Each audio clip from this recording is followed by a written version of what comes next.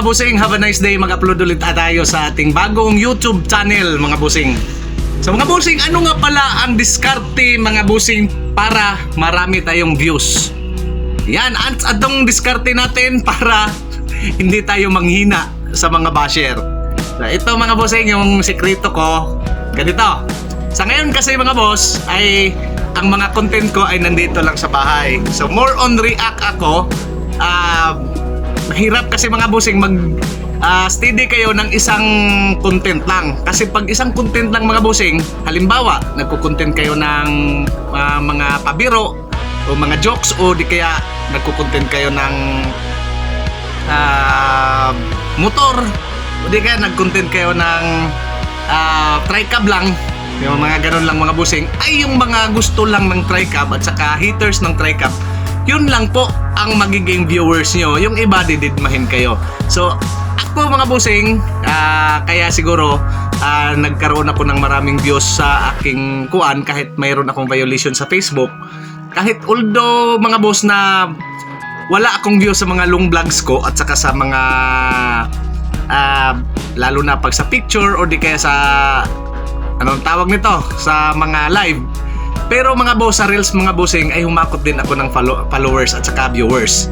So dyan mga boss ay mini-mix ko na. So dati mga boss, noong nag-tricab na ano ako, puro lang tricab talaga yung content ko mga bossing, ay pahirapan ako sa pag-angat ng viewers mga boss at saka sa followers mga boss.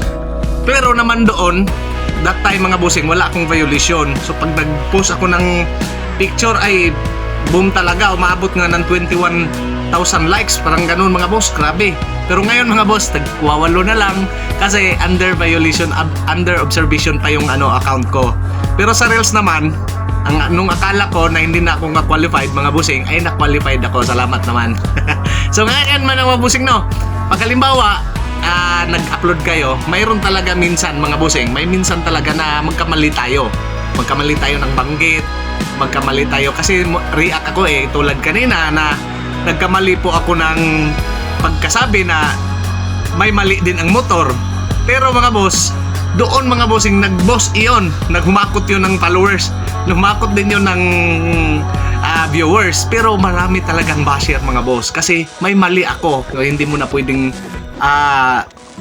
irisin mo tapos nasa sayo yan, irisin mo o di kaya pagpatuloy mo na lang. So ang maganda dyan mga boss ay dawat-dawat na lang, kumbaga tanggap-tanggap na lang. So ang technique dyan, ang diskarte dyan mga bossing, ay huwag kang magbasa ng comment. Yan, huwag kang magbasa ng comment. Siguro mga boss, first comment in 2 comments ganon, mga hanggang 3, i-reply nyo tapos nun mga bossing ay pabayaan nyo na. Ang ano naman dyan, diskarte naman yan mga bossing, pag reply nyo ay para mag-boss yung ano na yan, ang views na yan sa reels nyo. So yun ang diskarte po, yun ang diskarte ko, tapos pinabayaan ko na. So bahala na sila kung anong sasabihin mga bossing. Iba kasi mga bossing masyadong seryoso. So the more na papatulan mo yan sila mga bossing, kung lagi-lagi mong nire-replyan, the more na mag-trigger yan mga boss sila. At saka magkaroon na ng ganyan. So, ang hinahanap dito mga bossing ay views at saka magkaroon ka ng income. Kaya mga bossing, hayaan mo na yan. So, di naman talaga tayo perfecto. So, ganun mga boss. So, mayroon naman kahit yung iba sinasadya, tulad nung bago ngayong nag-viral na sardinas, ganon, meron naman iba mga bossing, yun naman ay gusto lang niya siguro ng views na marami talaga, na marami siyang haters. Pero mga bossing ay napaka-imposible naman yun mga boss na hindi ka kumakain ng sardinas tapos pandirihan mo ng ganon. Talagang wala naman yon. Yung sa akin na nagkamali ako, mayroon naman din na agree sa aking sinasabi. Pero hindi naman yung ang ko mga bossing, mag-content kayo na halos lahat naman basher na. Pangit naman yun mga boss kasi baka ma-report kayo o di kaya kasi pag marami na kasing ganyan report mga bossing ay posible mga boss na masisira din yung account mo. So yan mga bossing, yan ang diskarte ko. I-reply nyo siguro mga 3 beses o 2 beses, pero pabayaan nyo na. Wag kayong magbasa ng comment mga busing para hindi kayo mapanghinaan. At saka ganun lang, tawanan nyo na lang. So ito pa mga boss ang technique dyan mga busing, diskarte ko mga boss.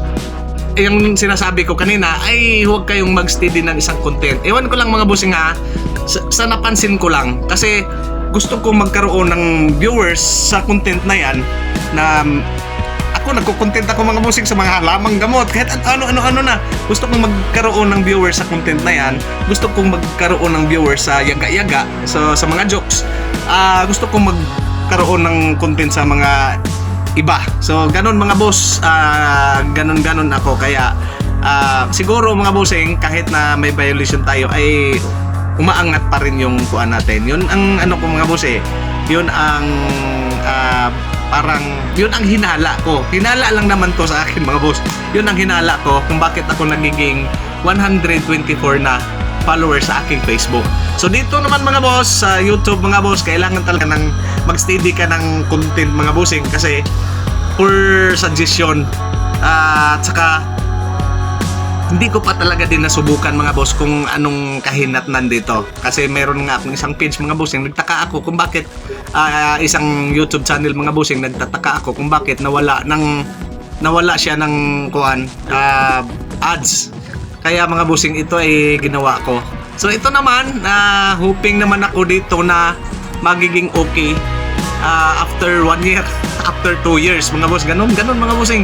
Hindi lahat ng mga bagay mga boss na makukuha mo agad in just 1 day, in just 1 week, in just 1 week, in just 1 month. Wala mga bossing, hindi ganun. Dapat talaga magtiis tayo, mapagtiis, at saka upload lang ng upload mga boss.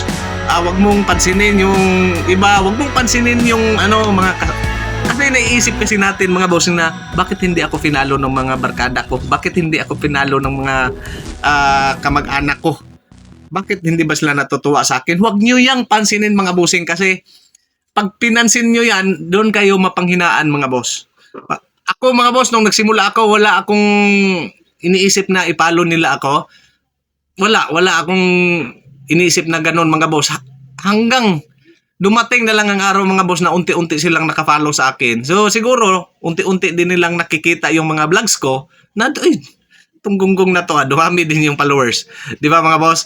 Unti-unti din nila akong finalo. Pero kung sila ang anuhin mo, wag mo nilang asahan. So ganun mga bossing, ang vlog na to ay kung paano dadami yung views natin, at saka kung paano aangat ang followers natin. Pero dito sa YouTube channel na to, hindi ko alam mga boss kung paano ito paramihin ng views, kasi sa Facebook naman mostly yun ang ginagamit ng mga tao ngayon. Ito naman sa YouTube mga bossing mostly kaya gumagamit ng mga YouTube ang tao mga boss, kasi dito sila nagre-research at saka nagsi-search kung dapat dito talaga informative.